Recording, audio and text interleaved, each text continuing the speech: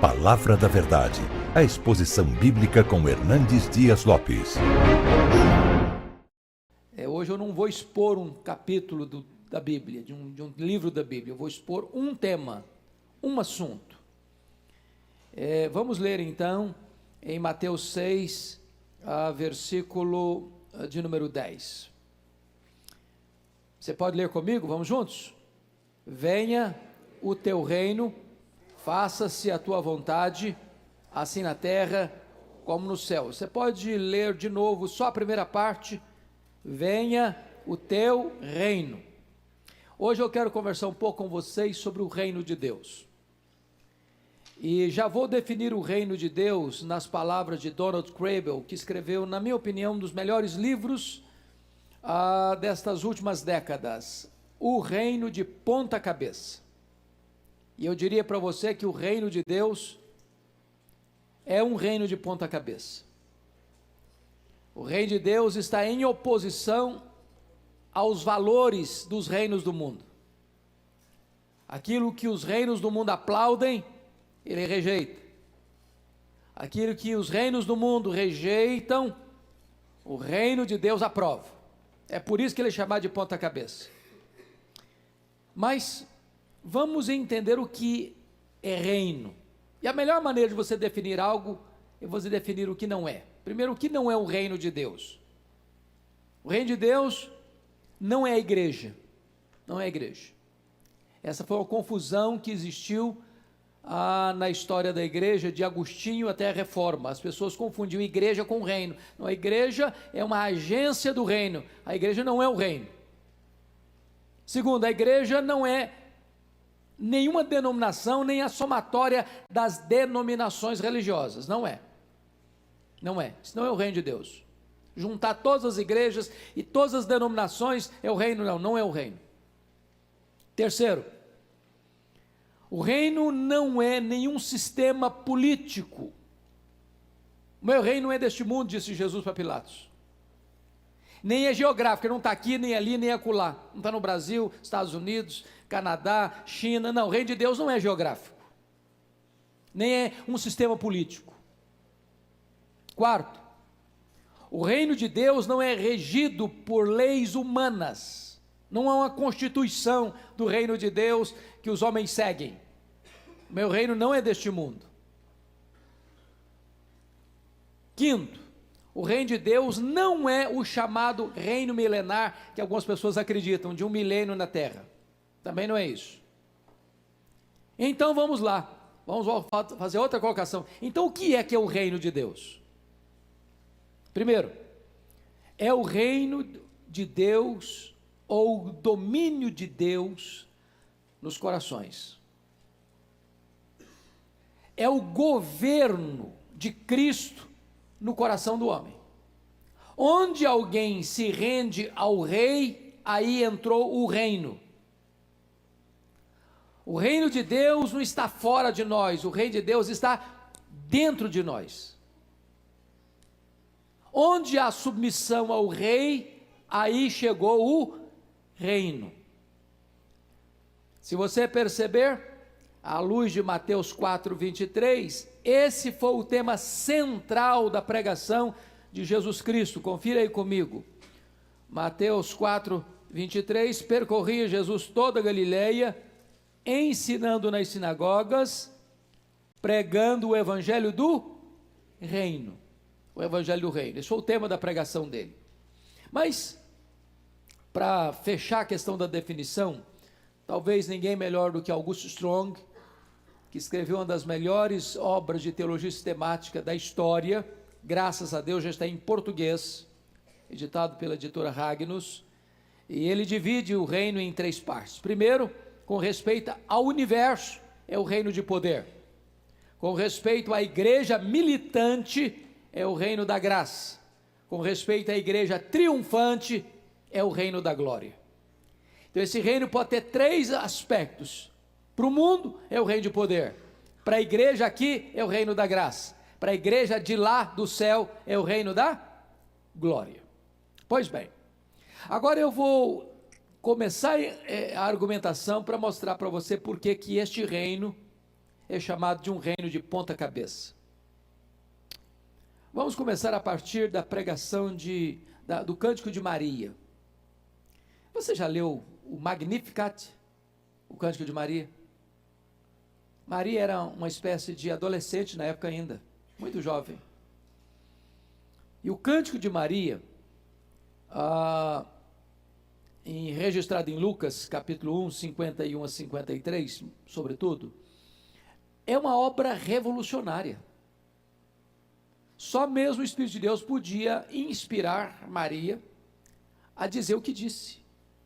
Porque o que ela disse, quando ela disse, como ela disse, é algo revolucionário. Se não, vejamos, é uma revolução geral, porque está escrito no verso 51 que Deus dispersou os que alimentavam pensamentos soberbos. Ela está falando num contexto de Império Romano, dos Césares que se sentiam verdadeiros deuses.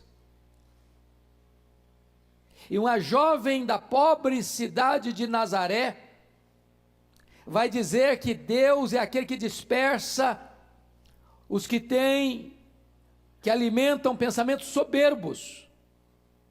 Deus não está nem aí com os soberbos. Deus não se curva à agenda dos soberbos. Segundo, revolução política. Verso 52 de Lucas 1, Maria diz que Deus derrubou dos seus tronos quem? Os poderosos. Isso é uma revolução política.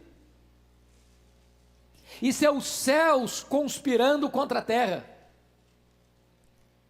É Maria reconhecendo que quem manda não é a terra, quem manda é o céu. É Deus quem levanta reinos, quem abate reinos, quem coloca reis no trono e tira os reis do trono. Terceiro, uma revolução social. Olha o versículo 52. Ele exaltou os humildes. Meus irmãos, isso para a época era uma revolução. Quem eram os exaltados na época? Os poderosos, os ricos, aqueles que detinham as rédeas do poder nas mãos. Mas o reino de Deus vira mesa. O reino de Deus inverte os papéis. O reino de Deus exalta os humildes. Mas em quarto lugar, o Magnificat traz uma revolução econômica. Porque no verso 53 diz que Deus encheu de bens os famintos e despediu vazios os ricos. Não é uma revolução isso? Aqueles que têm, perdem o que têm. Os que não têm, recebem o que não têm. É isso o reino de Deus. Ele vira mesa. É um reino de ponta cabeça. Mas vamos olhar agora o reino de ponta cabeça na pregação de João Batista. Você pode conferir isso em Lucas 3, 4 a 6. Esse reino traz 4 surpresas, 4 abalos e 4 mudanças radicais. Primeiro, João Batista diz que os vales vão ser aterrados. Segundo, João Batista diz que os montes vão ser nivelados. Terceiro, João Batista diz que os caminhos tortos vão ser endireitados.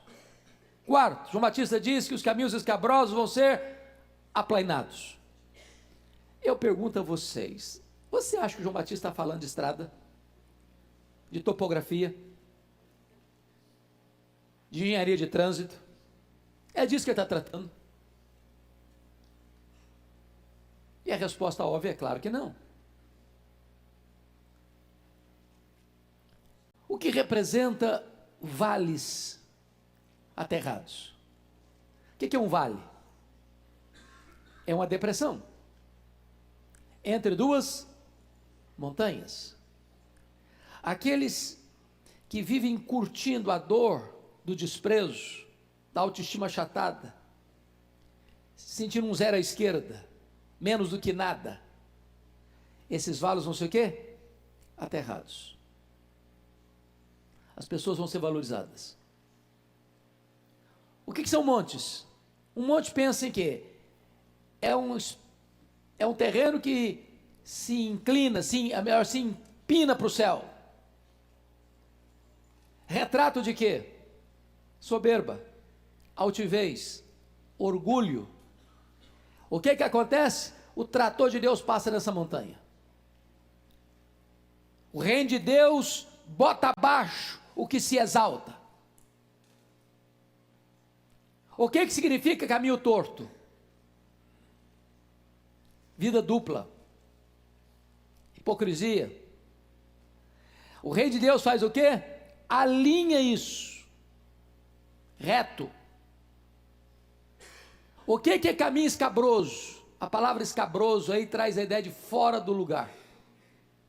O que é que está fora do lugar na sua vida? O que está fora do lugar na cidade? O que está fora do lugar no governo? O que está fora do lugar na economia? O que está fora do lugar no comércio? O que está fora do lugar na realidade espiritual? Pois o reino de Deus vem para botar tudo que está fora do lugar no lugar. Você não acha que a pregação de João Batista foi uma revolução? Esse é o reino de Deus.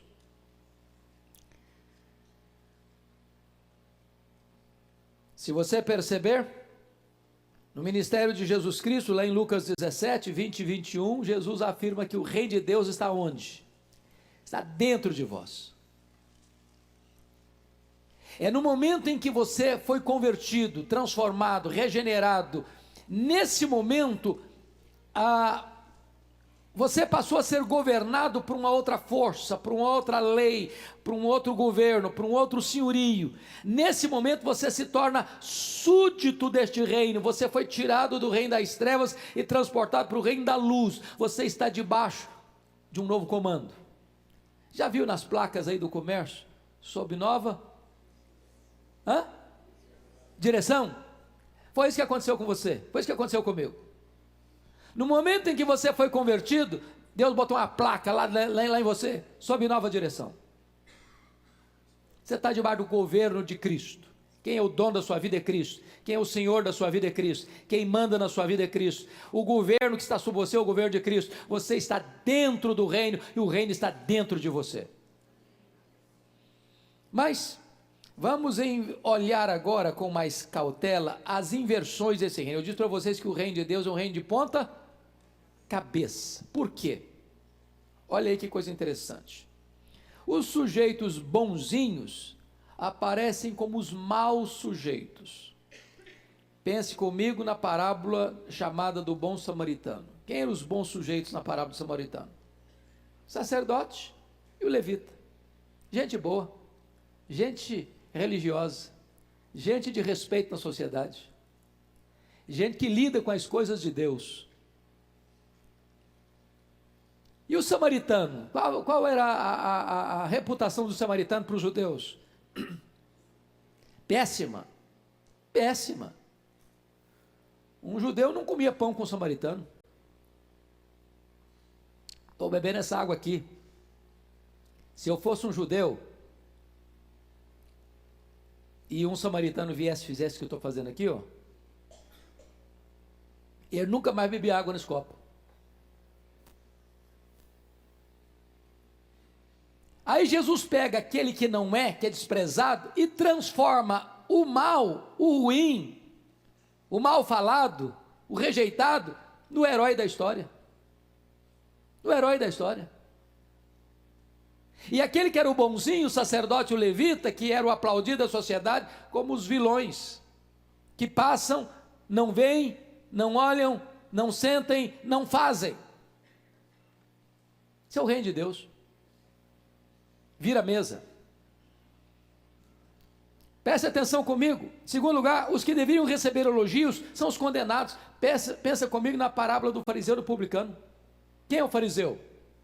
É o cara que se aplaude a si mesmo. Quem é o publicano? Publicano, gente, era a pior espécie em Israel.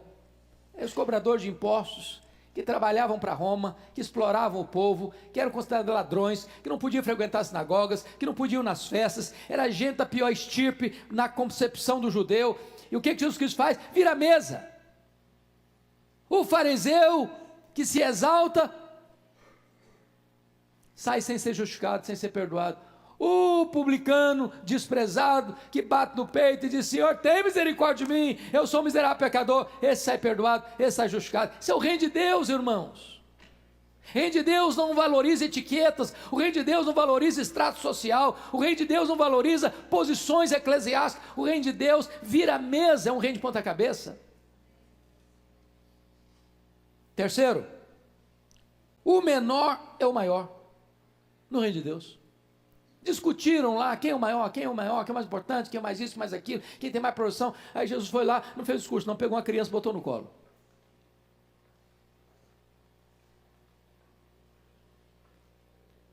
Quem não for como essa criança aqui, ó, não vai nem entrar no reino. Você quer ser grande? Seja o menor. Você quer ser senhor? Seja servo de todos. Perceberam que o reino de Deus está virando a mesa? Que o reino de Deus está invertendo os papéis? Que o reino de Deus está desvalorizando o que os homens valorizam e valorizando o que os homens desprezam? Lembram quando os discípulos estavam no cenáculo discutindo ao redor da mesa quem era o mais importante entre eles? O que Jesus Cristo fez? Jesus às vezes fazia isso, e eu acho isso maravilhoso, porque tem hora que uma ação vale mais do que 1000 palavras, um exemplo vale mais do que um discurso. Jesus não discursa.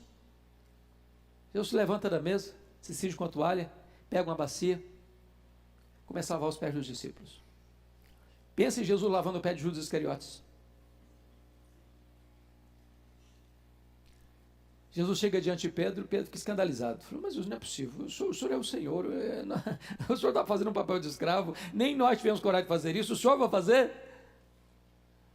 E Jesus volta e diz o seguinte, vocês me chamam de Senhor, o Senhor e o Mestre, vocês até fazem bem mesmo, é isso mesmo, eu sou mesmo, mas eu lavei os pés de vocês. Sabe o que eu estou ensinando para vocês? No reino de Deus, maior é o que serve. Quanto mais você desce, maior você é. Não foi isso que o próprio apóstolo Paulo falou de Jesus? Ele a si mesmo se esvaziou, ele assumiu a forma de servo, ele se humilhou até a morte e cruz, pelo que também o Pai o exaltou sobremaneira, ele deu o nome que está acima de todo nome. Quem se humilha, será exaltado. Essa é a lei, essa é a lógica do reino. Mas vejam mais, esse reino de ponta cabeça, os piedosos recebem maldição. Quem eram os piedosos? Os fariseus. Eles se achavam os piedosos, não tocava isso, não tocava aquilo, não fazia isso, não fazia aquilo. Era assim, aquele tipo de gente que você olhava, gente, que pessoa santa, que é isso, quanta piedade. Aí Jesus no Mateus 23 diz, ai de vós escribas e fariseus, ai de vós escribas e fariseus, ai de vós escribas e fariseus, ai de vós escribas e fariseus. O reino de Deus está virando a mesa. Mas mais, as bem-aventuranças chocam-se com os valores prevalecentes do mundo. Meus irmãos, olhem as bem-aventuranças. Bem-aventurados os humildes de espírito. A palavra humilde de espírito, ela não traduz de forma tão real a palavra grega, não. Que a palavra grega lá é pobre. E tem duas palavras no grego para pobre. Tem o pobre, que tem o básico e não tem nada de luxo, mas tem o básico. E tem o pobre mendigo, que não tem nem o básico. Quando Jesus fala bem-aventurados os pobres de espírito, que a palavra lá não é humilde, no grego é pobre, ele não usou a palavra pobre no sentido de ter o básico, ele usou a palavra pobre do mendigo. Mas Jesus não está falando de pobreza material, ele está falando bem-aventurado é o homem que se aproxima de Deus, tão carente como um pobre mendigo que não tem nada, que não tem justiça própria, que não tem nada para reivindicar, que só precisa pedir misericórdia. Esse é o bem-aventurado. Bem-aventurados que choram. Nossa sociedade não valoriza quem chora, a sociedade valoriza o durão.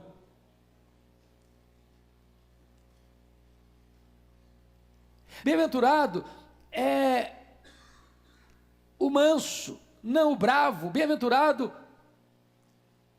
é o que tem fome de justiça e não o que explora o outro. Bem-aventurado é o misericordioso e não aquele que surrupia o que é do outro. Bem-aventurado é o pacificador e não o encrenqueiro. Bem-aventurado é o limpo de coração e não aqueles que bebem todas as taças dos prazeres. Bem-aventurado é o perseguido por causa da justiça. Vocês estão percebendo que a plataforma desse reino, ela está em oposição a tudo que o mundo aplaude? Esse é o reino de Deus.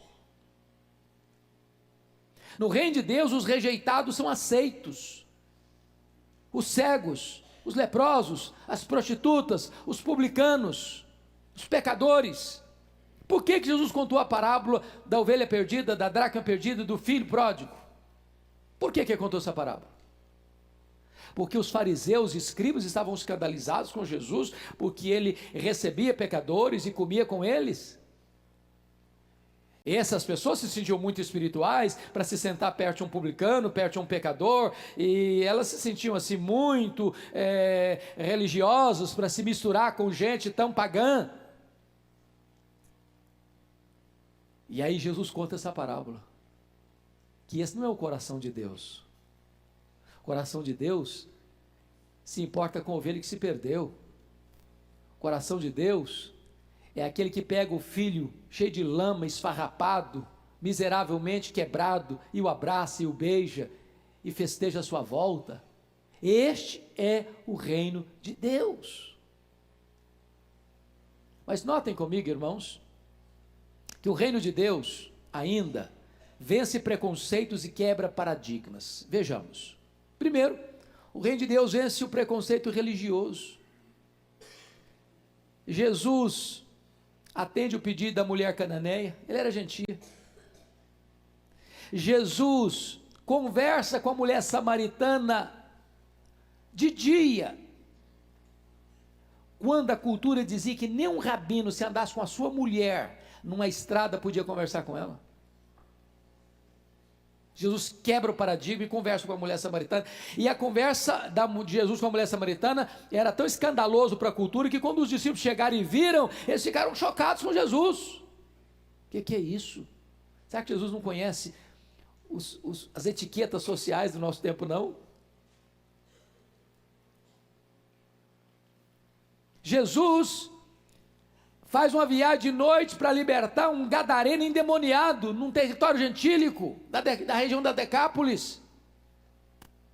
Percebam vocês que Jesus Cristo está quebrando o preconceito religioso. Ele vai ao encontro daquele que ninguém quer encontrar. Segundo lugar, Jesus vence o preconceito contra a mulher.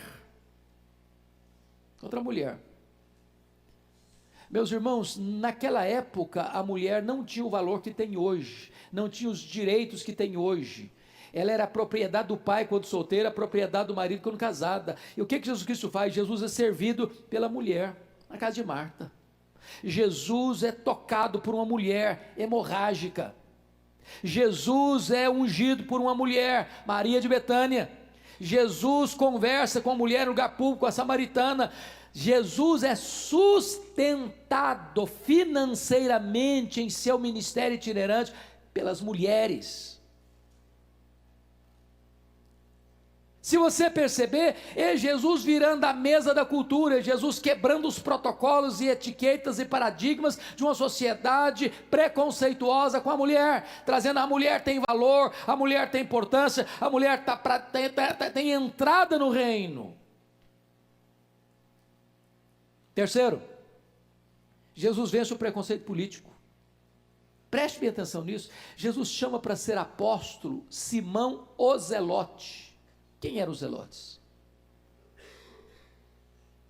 Os zelotes eram aquele grupo em Israel que defendia uma luta armada contra Roma. Só para vocês terem uma ideia, no ano 66, por que começou a guerra judaica, que culminou na invasão e destruição de Jerusalém e na dispersão dos judeus no ano 70? Qual foi o pivô daquela guerra judaica? Alguém se lembra? No ano 66, uma sinagoga judaica foi profanada em Cesareia Marítima, e os zelotes, que defendiam pegarem armas contra Roma, se rebelaram contra Roma. Eles não fizeram a leitura correta. Eles não tinham condições de resistir Roma. E de fato eles foram esmagados. Roma e Jerusalém foi destruída. Os judeus foram dispersos. Do ano 70 até 14 de maio de 1948. Mas o ponto que eu estou querendo levantar aqui é o seguinte: pois Jesus chama um cara dessa ala política para ser o quê? Apóstolo. E agora pensa comigo, se nós fôssemos hoje carimbar esse cara, nós chamaríamos de extrema esquerda. Mas Jesus chama também para ser apóstolo Mateus, colaborador de Roma, cobrador de impostos, o cara da aduaneira de Cafarnaum. Fosse politicamente falando, nós definiríamos Mateus de extrema direita. O que Jesus está fazendo, irmãos, é mostrando para nós que o reino de Deus não passa pelo viés político. É por isso que na igreja de Deus não discutimos política partidária, irmãos. Nós discutimos princípios, mas não política partidária. Porque na igreja tem lugar para quem vem, de onde vier. Na igreja de Deus, quando a pessoa vem, ela larga o seu partido ideológico, seja de esquerda, seja de direita, para se submeter a um outro comando, o comando do Senhor Jesus Cristo, que agora é o rei deste reino, e ele está debaixo de novo comando, nova direção. Ele se submete ao reino de Deus. Presta atenção ainda. Jesus, por exemplo, confronta Herodes, chamou Herodes de raposa. Olha isso. Você chamar um rei da estirpe do Herodes de raposa, você tem que estar preparado. E o cara era ruim. O cara mandava matar. Ele era filho de Herodes o Grande, que matou gente a rodo. O cara que mandou matar João Batista. Jesus, você é uma raposa. Reino de Deus não se acovarda diante da covardia dos homens. Jesus, por exemplo, relativiza o poder absoluto de César. Você já parou para pensar nisso? Quando Jesus diz, dai a César o que é de César e a Deus o que é de Deus. O que Jesus está fazendo aí? Relativizando o poder de Roma, porque Roma se achava dona de tudo. Aí Jesus, não, Roma não é dona de tudo não, dai a César o que é de César, mas também dai a Deus o que é de Deus. Crente paga imposto, crente entrega dízimo. Roma não tem direito de ter tudo. Roma tem o poder relativo. É isso que é o reino. Mais ainda, isso eu acho magnífico. Está lá em João 19:11. Quando Pilatos disse assim para Jesus, você não sabe que eu tenho poder para te matar e poder para te livrar? Em outras palavras,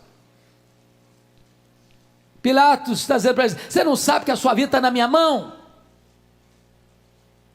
Você não sabe que eu detenho o poder?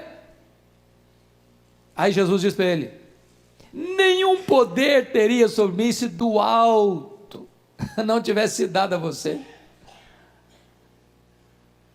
Nenhuma autoridade você teria sobre mim. Você só está sentado nessa cadeira, Pilatos. Você só é governador da Judéia, Pilatos. Você só está aqui hoje no meu julgamento, Pilatos, é porque você recebeu autoridade. Essa autoridade veio de Deus, porque toda autoridade constituída procede de Deus. Então preste atenção que o reino de Deus estabelece o seguinte, que o reino de Deus, e eu gosto dessa figura de Daniel 2, um dia leia com cautela Daniel 2, porque Daniel 2 conta a história de um sonho de Nabucodonosor, e ele sonhou com uma grande estátua, cabeça de ouro, peitoral e os braços de prata, os quadris de bronze e as pernas de ferro e os dedos dos pés de ferro e barro. E nesse sonho tinha uma pedra lavrada não por mãos humanas, que vem e bate nos pés dessa estátua, e ela vira o quê? Pó. E esta pedra enche o mundo inteiro. O que significa isso? E a interpretação de Daniel é que essa cabeça de ouro era o império que dominava o mundo na época, era o império babilônico, o rei Nabucodonosor. Que esse peitoral de braços de prata estava falando do império medo-persa. Que esse quadril de bronze está falando do império greco-macedônio. E que essas pernas de ferro, que tinha fragilidade, porque os dedos eram de ferro e barro, era o império romano. E que esta pedra não lavrada por mãos é o reino de Deus que vem em Cristo. E sabe o que a Bíblia diz em 1 Coríntios 15, 23? É que importa que Jesus reine até colocar todos os seus inimigos, o quê? Debaixo dos seus pés. E então o reino será do Senhor e do seu Cristo, e ele entregará o Deus ao reino, ao Deus e Pai, para que ele seja tudo em todos. Sabe o que significa isso? Que os reinos deste mundo, conforme a música Aleluia de Handel, vai fazer o que os reinos do mundo? Eles vão passar. Mas o reino de Deus é eterno. Os grandes reinos passaram, irmãos, as grandes e poderosas nações vão passar também, mas o único reino que vai dominar de mar a mar vai ser o reino de Cristo. É o reino de Cristo. Louvado seja Deus. Pois bem, agora vamos perceber outra coisa. O poder do reino não é manifestado com armas, ele é um reino espiritual. Entendamos isso. Como é que os reinos do passado ascendiam ao poder? Eles ascendiam ao poder quando quem estava reinando era dominado por uma força militar, política, econômica maior do que aquela que dominava. Então esse novo reino vem, toma a força da espada, da baioneta, e hoje talvez com armas muito mais sofisticadas, de bomba atômica, ou etc, etc, e desaloja aquele que está no poder e assume o poder. É assim que se entra nesse reino humano. E o reino de Deus, como é que se entra? Jesus Cristo disse para Nicodemos assim: Nicodemos, em verdade te digo, se tu não nasceres de novo, não poderás ver o reino de Deus. Se tu não nasceres da água e do Espírito, não poderás entrar no reino de Deus. Então não se entra no reino de Deus com dinheiro, não se entra no reino de Deus com cultura, não se entra no reino de Deus com poder político, não se entra no reino de Deus à força da espada, se entra no reino de Deus com o novo nascimento. Mas mais, onde está esse reino? Está aqui? Está ali? Está acolá? O reino de Deus está dentro de vós. Onde chegou o rei, chega o reino. Onde Jesus é o Senhor, aí entrou o reino. Mas tem mais.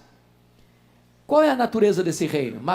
Romanos 14,17 diz que este reino é justiça e é paz e alegria no Espírito Santo. Olha que coisa maravilhosa. O reino de Deus é justiça. No reino de Deus não tem justiça, não tem balança enganosa, não tem peso falso, não tem jeitinho nos tribunais. A marca do reino de Deus é justiça.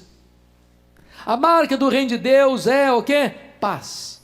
Onde o reino de Deus chegou, as guerras interiores cessam. Você tem paz de consciência. Você põe a cabeça no travesseiro e dorme. Onde chegou o reino de Deus, sabe o que tem aí? É a alegria. A alegria. Esse reino está dentro de você. Mas mais. 1 Coríntios 14, 20. Paulo diz que o reino de Deus não consiste em palavras, mas de poder. Não adianta dizer, eu sou parte do reino, eu sou o reino, eu sou súdito do reino, eu estou no reino. Você pode falar. Você demonstra pelo poder de Deus que está em você, que transformou você, que levantou você e que transformou você, que fez de você uma nova criatura. Esse é o reino de Deus.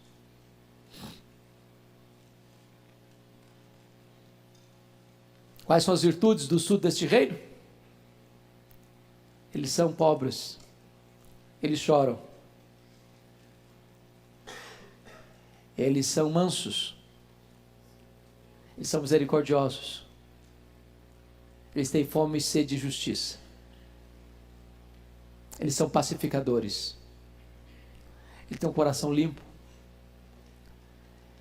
eles sofrem injustiça, e em vez de ficarem amargos e darem o troco, eles se alegram, porque são perseguidos por causa da justiça. Eles são o sal da terra, eles são a luz do mundo. Esses são os súditos deste reino. Mas vamos ver outra coisa. O reino de Deus,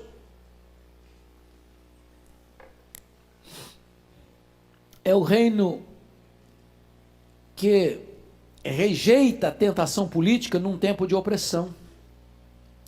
Vamos pensar na tentação de Jesus lá no deserto. Qual foi a terceira tentação de Jesus? Satanás o levou a um alto monte, mostrou todos os reinos da terra e disse para ele: tudo isso te darei, se prostrado me adorares. Primeira coisa, Satanás tem alguma coisa?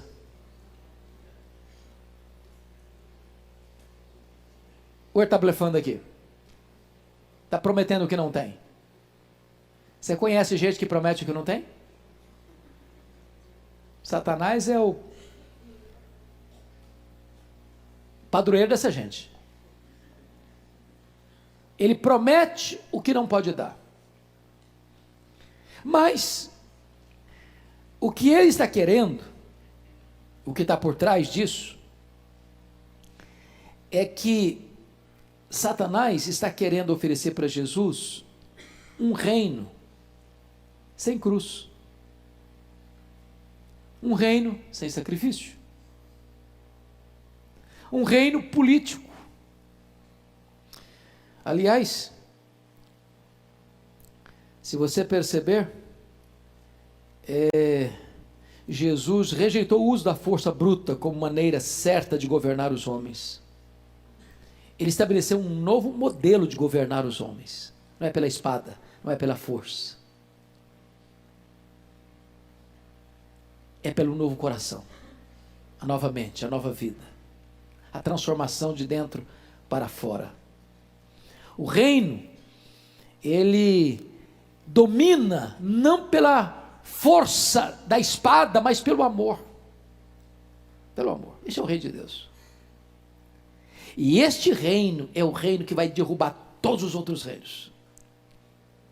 Os outros reinos virão um pó, e o reino será do Senhor e do seu Cristo.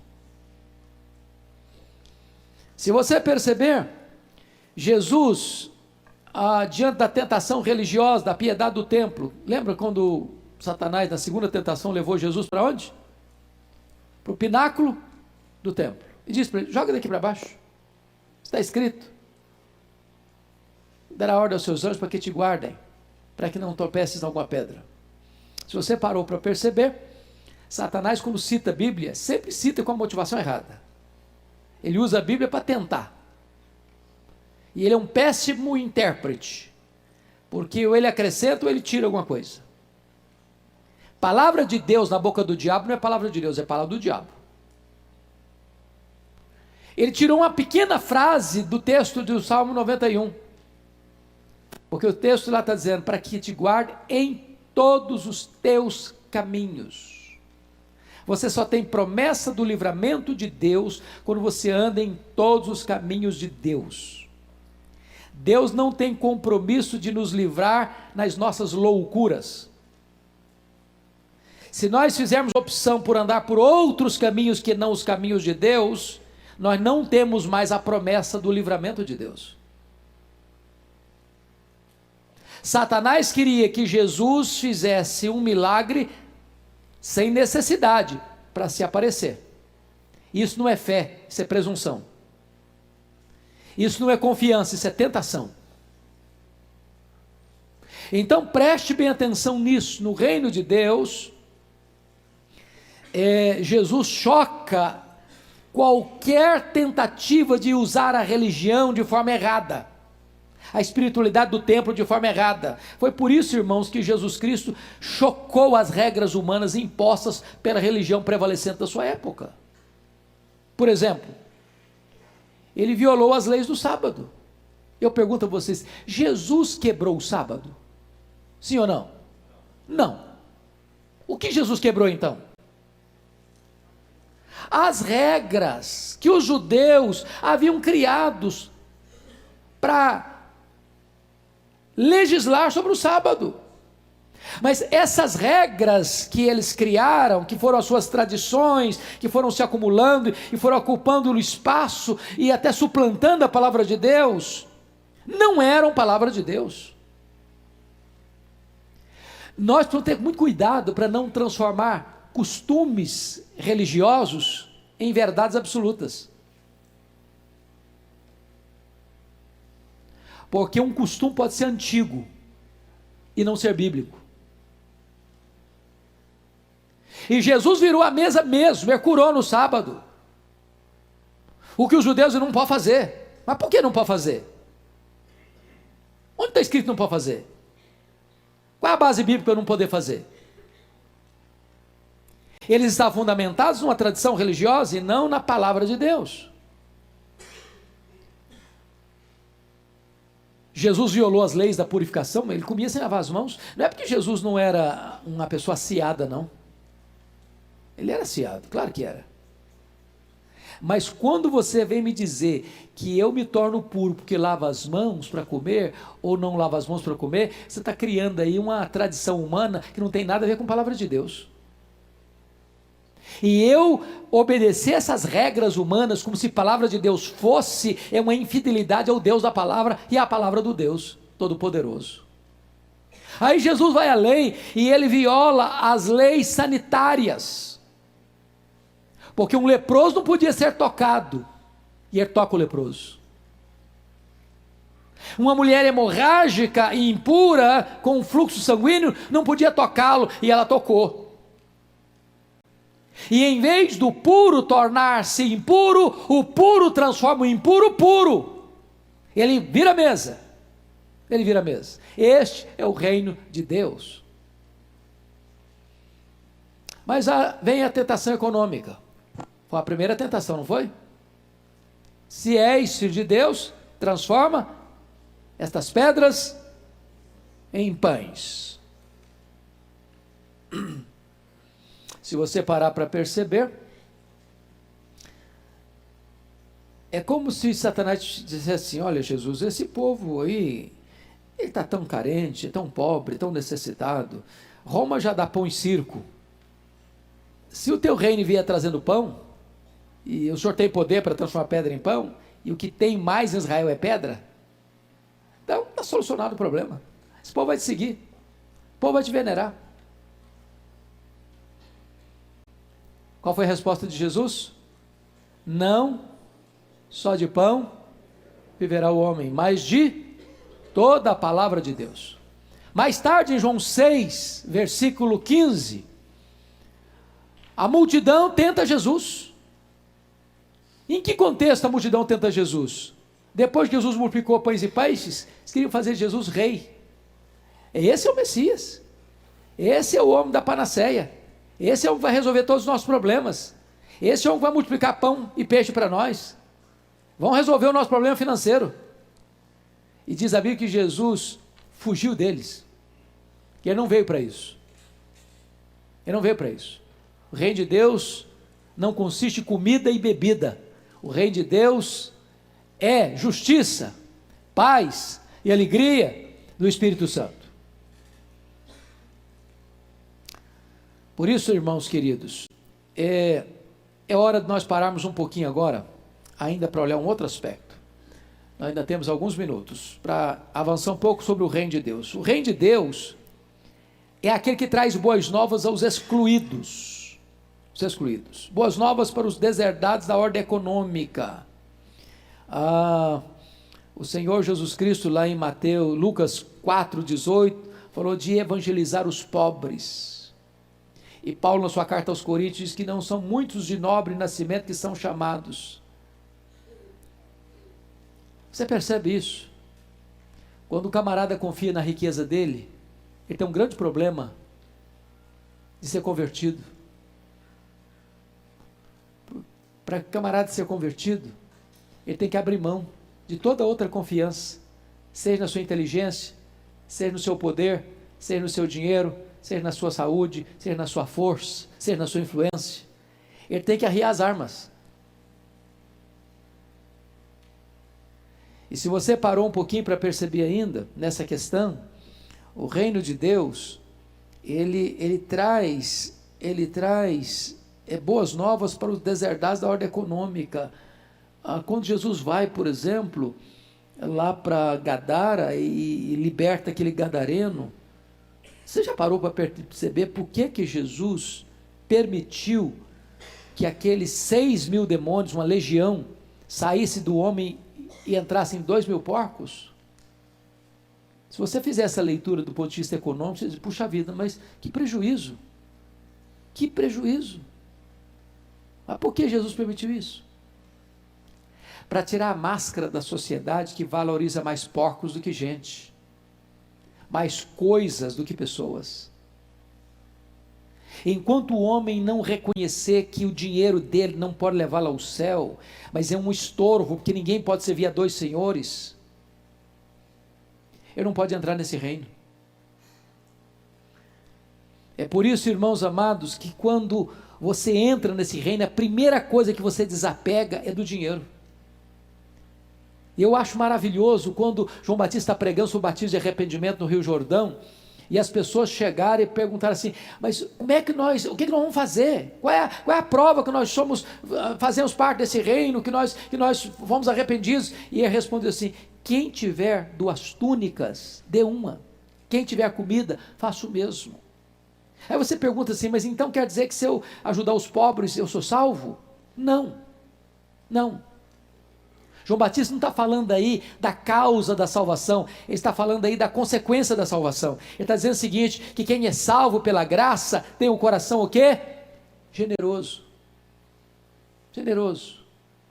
Então ninguém entra nesse reino, o reino da graça, e continua avarento. Ninguém entra nesse reino e é apegado ao dinheiro. Ninguém entra nesse reino e acumula tudo para si. Quem entra nesse reino, entra num reino que o libertou do poder econômico para ser agora um instrumento de bênção na vida das pessoas. Ele não ama mais o dinheiro, ele ama as pessoas e usa o dinheiro para abençoá-las. Mas tem mais. Você vê que o reino de Deus, ele traz boas novas para os deserdados da ordem política. Lucas 4,18, ele veio proclamar libertação aos cativos. É claro que Jesus não está pensando no cativeiro das ideologias políticas, ele está pensando de um cativeiro maior, mais sério, mais grave, chamado pecado. Ele veio proclamar a libertação dos cativos. E o homem é cativo de quê? Do diabo. É por isso que Atos 26,18 diz que quando um indivíduo é convertido, ele é tirado da potestade de Satanás para Deus. Antes da conversão, o camarada está debaixo do domínio, do governo, do controle de Satanás. Está num reino de trevas. Ele é súdito desse reino.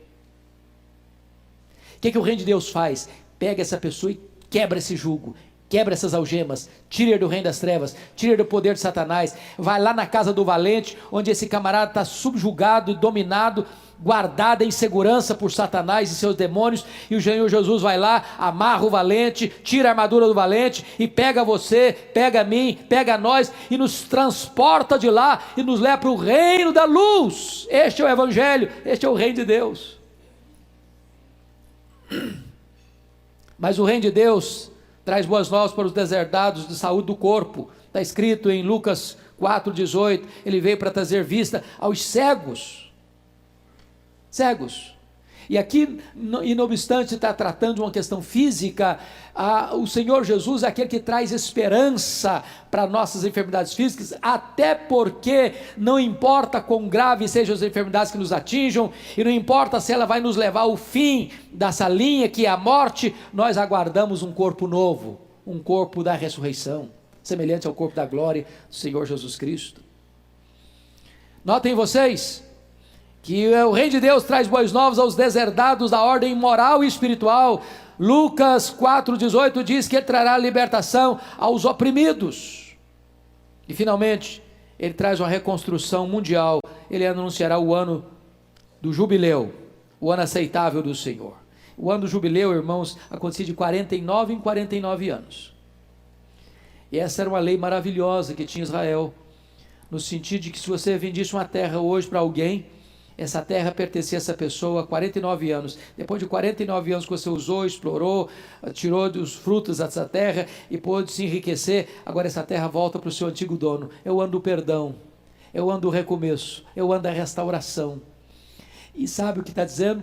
Ele não está preocupado com a questão de terra, ele não está preocupado com a questão de herança, ele não está preocupado com a questão de propriedade. Ele está dizendo que o ano aceitável do Senhor é quando Deus entra na sua vida e perdoa os seus pecados, e perdoa as suas dívidas, e dá para você sua herança eterna. Este é o ano aceitável do Senhor. Esta é a mensagem do reino de Deus. Pois bem, queridos, deixa eu concluir esta palavra com vocês sobre o reino de Deus.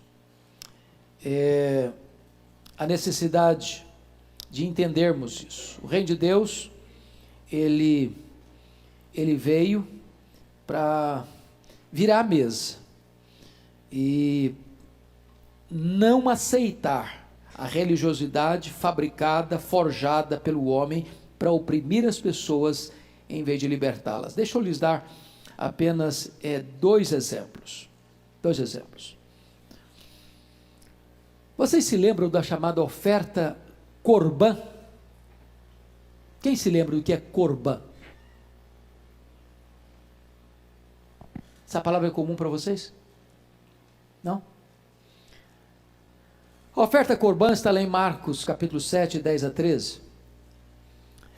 Os sacerdotes, você sabe que lá em Israel tinha dois grupos essenciais, os principais, os fariseus e os saduceus. Os fariseus eram aquelas pessoas mais dedicadas ao estudo da lei, à observância da tradição dos anciãos, eram os separados. Se você começar a ler a história deles lá no começo, era uma bênção. Eles visaram manter a tradição das escrituras, a firmeza das escrituras, de um revivamento em época da helenização do mundo, mas depois foram os perdendo, e a forma tomou lugar da essência. Os saduceus era a classe sacerdotal, que já estava junto com Roma para explorar o templo para se locupletarem. Eles eram favoráveis a Roma. Então tudo enchia o bolso deles. As festas, as pessoas vinham de diversos lugares do mundo, elas não podiam trocar a moeda lá no país de origem, tinha que vir aqui na praça do templo, porque tinha um câmbio oficial. E eles cobravam taxas abusivas para trocar a moeda estrangeira, porque não podia comprar o sacrifício na praça do templo com moeda estrangeira. Mas isso era apenas um arranjo econômico. E mais, o cara não podia trazer os animais para o sacrifício de casa também não, tinha que comprar lá na praça do templo, com preços escorchantes, abusivos. E aí Jesus um dia vai lá, vira a mesa daquele negócio, vira a mesa dos cambistas, vira a mesa, abre as gaiolas das pombas, solta todas as ovelhas e faz uma revolução ali. Vocês transformaram a casa de oração, a casa do meu pai, em covil de salteadores. O que é um covil? Quem pode me definir o que é covil? Hã? Desculpa, eu não estou ouvindo. Desculpa, gente, eu sou meio surdinho mesmo. Fala mais alto. Covil é alcateia. Alcateia que é o coletivo de lobos. O que é covil? Hã? Esconderijo de quem? Esconderijo de ladrões. Covil é um local onde o ladrão rouba alguém e corre para a toca. Se esconde. Eles estavam transformando o templo, a casa de Deus, no esconderijo de ladrões. Sabe o que eles arrumaram? Eles chegavam para você é um rapaz, um homem, tem um pai já idoso, uma mãe idosa. Aí você tem muitas propriedades. Sabe o que eles faziam, os sacerdotes? Olha, vamos fazer o seguinte, vamos fazer um contrato. E você vai doar os seus bens para a igreja, tá? Para o templo. Esse dinheiro ia para o bolso deles. E se você fizer isso, você está meio brigado com seus pais, você não precisa dar nada para os seus pais. Você está isento. Você não precisa ajudar, não. Porque você fez um compromisso conosco, uma aliança conosco aqui, de que esse dinheiro vai ser destinado ao templo. E isso significa oferta corbã. E você está dispensado de socorrer seus pais. Isso era oferta corbã. E eles estão fazendo o quê? Quebrando um princípio. Com a oferta, entre aspas, que parecia espiritual. Estou dando para a igreja, estou dando para o templo, estou dando para a obra. Estavam negligenciando a lei de Deus que diz: honra teu pai e a tua mãe. Em outras palavras, o templo estava sendo armado para explorar as pessoas. Os líderes estavam sendo espertos em saquear o povo. E o reino de Deus, num gesto de Jesus, chega e vira a mesa. E vira a mesa. Vira a mesa. Segunda coisa que eu quero chamar a sua atenção, que o reino de Deus é capaz de chocar a gente, de Jesus aproximar-se de gente que era considerada imunda. Pense comigo. É o segundo exemplo que eu vou dar. Jesus está passando por Jericó. E tem um camarada lá que é o maioral dos publicanos. O que significa maioral dos publicanos? Chefe dos publicanos. Mas o que significa isso? Roma não tinha uma receita federal tão organizada como a nossa, é claro. Hoje nós estamos ligados a uma rede de computador, o governo sabe tudo que você tem, de onde você vai, de onde você come. Mas naquela época não era assim, não. Roma tinha muitas províncias, e aí chegava, por exemplo, uma cidade, uma região, alguém se propunha para Roma o seguinte: olha, eu me responsabilizo contratualmente de arrecadar os impostos dessa região e repassar para os cofres da Receita Federal de Roma o valor que Roma exigir. Roma não estava nem aí se esse camarada ia cobrar mais. Roma só estava interessada em receber a parte dela. Só que esse cidadão não tinha condições de cuidar dessa região macro. O que ele fazia? Contratava pessoas para trabalhar para ele. O contratado para trabalhar para o maioral era o publicano. Então o Zaqueu era o cara que cuidava de uma região maior, contratava outros publicanos que cuidavam da sua micro-região, que repassava para o camarada que era o maioral o valor devido, podia cobrar mais do povão lá, não tem problema, isso é problema deles lá. O povo massacrado, e o maioral recebendo dos diversos publicanos e embolsando, porque recebia mais do que repassava para Roma. Esse camarada, o Zaqueu, rico, porque roubava do povo, sobe numa árvore, quer ver Jesus. Toma um susto, porque está olhando, mas cadê Jesus? Cadê Jesus? Quando ele olha, Jesus está debaixo dele, bate o pé. Ô Zaqueu, desce essa árvore depressa. Me convém hoje pousar em sua casa. Mas na casa do Zaqueu? Não, mas aí é demais, velho. Esse cara é um ladrão. Esse cara é um traidor da pátria. Vou na sua casa. E o Zaqueu, quando chega lá, tomar de consciência de pecado, Senhor, eu resolvo, primeira coisa que eu faço é dar metade dos meus bens para os pobres. Segunda coisa, os que eu defraudei, eu vou restituir 4 vezes mais. Aí Jesus, hoje entrou salvação nessa casa. Tem gente, irmãos, que nós carimbamos. Esse aí, se for para o inferno, vai ser um favor. A gente não tem isso. A gente olha para determinadas pessoas e quer mais que ela se arrebenta mesmo. Temos nós compaixão, temos nós amor por aqueles que a sociedade odeia, rejeita. O reino de Deus, ele quebra preconceitos, ele não aceita jeitinhos, nem dos religiosos, mas ele quebra preconceitos para ir alcançar o coração mais miseravelmente perdido e resgatá-lo. Este é o reino de Deus. Mas deixa eu terminar, porque o nosso horário fechou, acabou. Eu só quero pensar com você agora duas coisas. É que o reino de Deus, ele tem novos símbolos. E eu só citarei 3 símbolos desses. Primeiro, a bacia. Você é súdito desse reino? Então pega a bacia. Então lave os pés dos outros. Então cabe com essa altivez. Imite aquele que é o seu Senhor e o seu Mestre. Segundo símbolo é a cruz. E na cruz, quem perde, ganha. Se alguém quiser ser meu discípulo, negue-se a si mesmo. Toma sua cruz e siga-me. Quem ganhar a vida, perderá a vida. Mas quem perder a vida por causa de mim, esse ganhará a vida. Terceiro símbolo é o túmulo vazio. É a vitória triunfal de Jesus. Nós temos esperança. Hoje você e eu podemos orar assim: venha o teu reino. E aqueles que hoje oram assim: venha o teu reino, daqui a pouco vai escutar do Senhor a seguinte ordem: vinde, benditos do meu Pai, entrai na posse do reino que você está preparado desde a fundação do mundo. Que Ele nos abençoe. Amém. Vamos ficar em pé e vamos ter uma oração.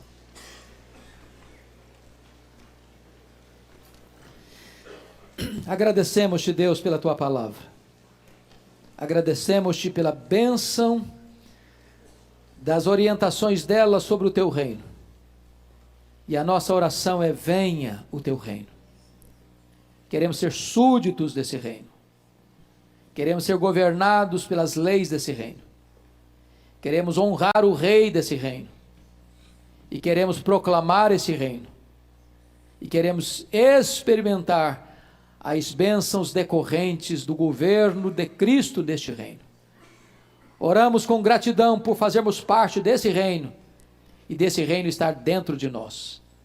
E um dia entrarmos no reino da glória para reinarmos com Cristo pelos séculos eternos.